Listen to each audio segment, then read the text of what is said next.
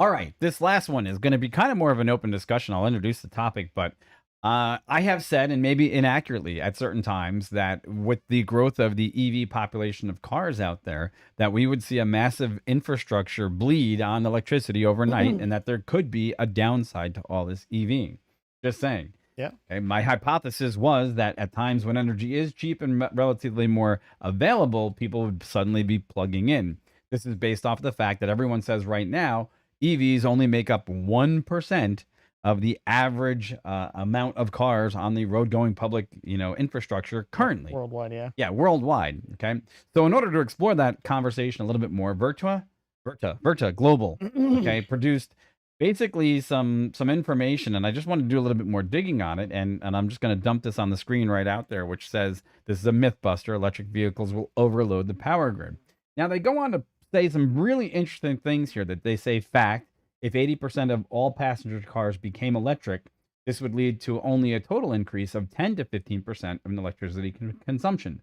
Now, that still means that we would have to see gains basically in the electric infrastructures out there. But according to McKinsey and Company, which did this actual study, they said that the projected growth of e-mobility will not drive an immediate or substantial increase in total electric grid power demand. All right. And they go on to make some comparisons to the EU. And they also state that there's a couple other caveats here, that EVs are 5 to 6 times more efficient right now than the internal combustion or the ICE engine equivalents. Okay. And trucks will be probably 50% of their diesel equipments, right? Which is great. All right. And the other thing they go in to say is that one of the offsets would be that electric cars would basically be an in-grid plug-in that would allow cars to become part of the power source at night. So basically, once one got topped off, you're topped off. Now you're sitting there to resupply the grid, should it be necessary. So there's that. So there's this dump back in. And then they're talking about the EV charging grids and some of the more electrical charging grid myths, okay?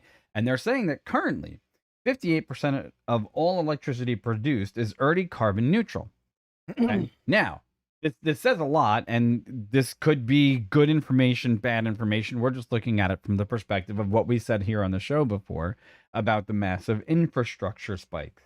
Now, Corey, you're the EV expert because, well, wow. you are the EV owner in the house. Wow, that's right. Okay. You have the EV chart. You have the Tesla charger. Okay. What would you say your average consumption of your electricity went up on average since you bought the Tesla? Did you notice a spike? So, kind of a double whammy. So on my case in particular, we both started working from home about when we got our car, a little bit after that. So it did go up. Our energy consumption per month over a year time frame did go up. It didn't go up a whole lot. And when I was talking to the wife about it, of course, too, again, as I mentioned, both worked at home more, so there was less driving in total between the two. Good, the job I had previously was coast, and so I would drive. Literally, this situation I had, it is what it is.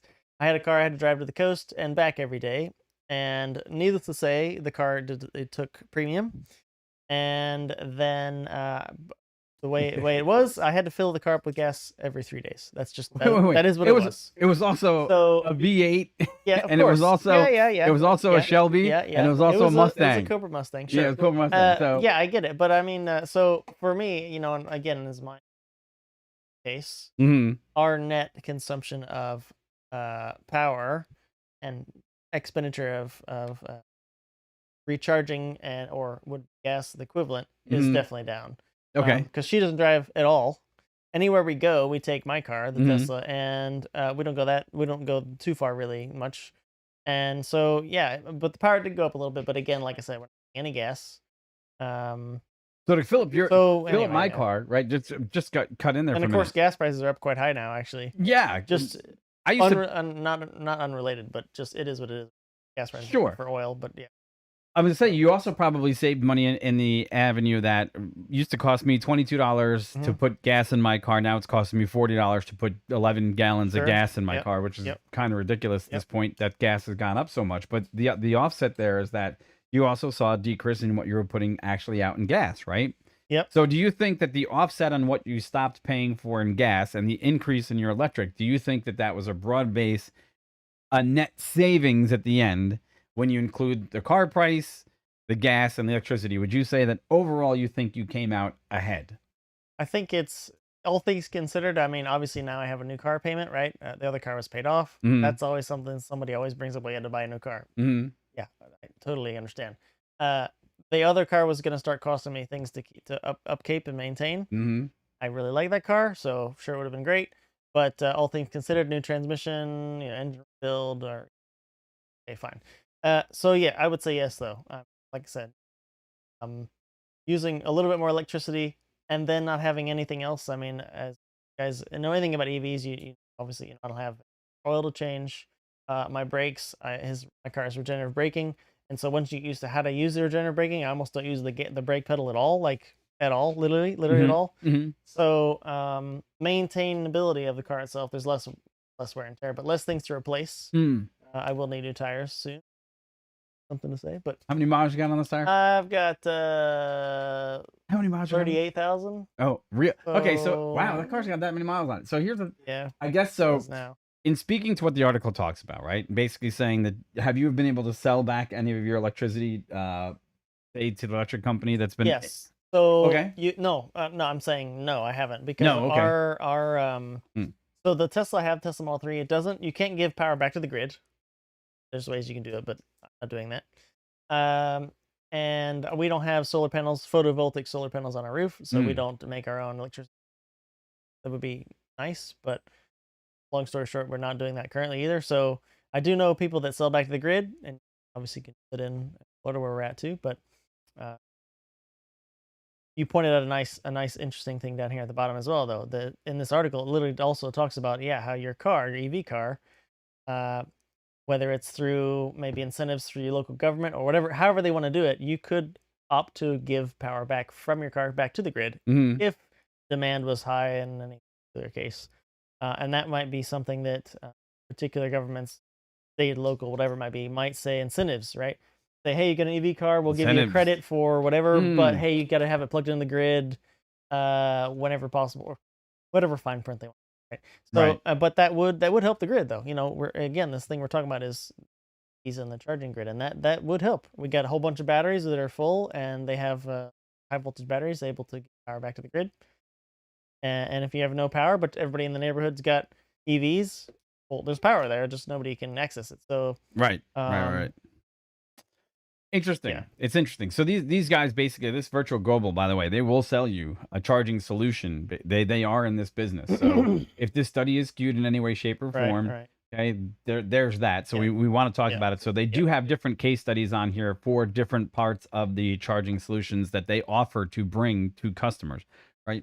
It's just interesting to see a different take that they say that, hey, really, you should want to buy into the electric charging solutions of the future because it gives you the opportunity to tap into basically the infrastructure now, and they anticipate that there's still going to be a 15 or 10 to 15% growth in total electric production, which should right get us through the gap of people adapting to a lot more electric vehicles.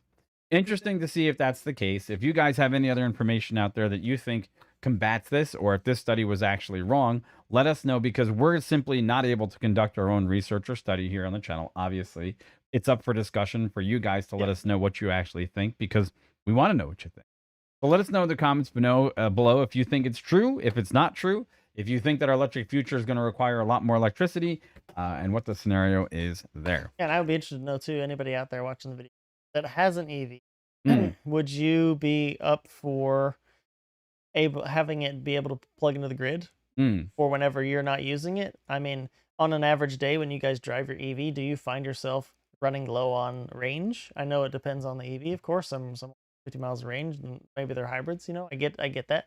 But would you? I mean, me myself, I don't keep my car topped up because I don't need to. And on I don't even know 90% of the days I drive, I don't have any issue with range. So if I could maybe get money back from the power company because I'm giving electricity to the grid at night when I'm not using it, then maybe I can get some back at a lower cost. I don't know. There might be something to ponder there. But would you guys be up for such a thing? And yeah, what do you think? Interesting. Let us know. Okay. Well, if you're starving for alternate sources of social media today, hopefully you found our show and you'll be excited to do so. Because it seems like, well, Facebook's still down. I guess I could have had the tag Facebook, and then we would have had everybody here, but that would have been not good, not accurate. Yeah. So we'll see what happens. So what we're alluding to is the fact that apparently Facebook, WhatsApp, and Instagram, wink, wink, are all down. So that's interesting enough. All down today. So let's see how social media recovers. All right, that's all we got for you today. I don't have anything else. You got anything else? No, I'm good. Thanks for everybody's time. Thanks. Let us know in the comments below what you think about anything we talked about. What you'd like us to chat or research and talk about later. Yeah, that would be great. Thanks, everybody, for tuning in today, and we will talk to you real soon. Take care. Have a great day. Bye. Bye. Bye-bye. Later.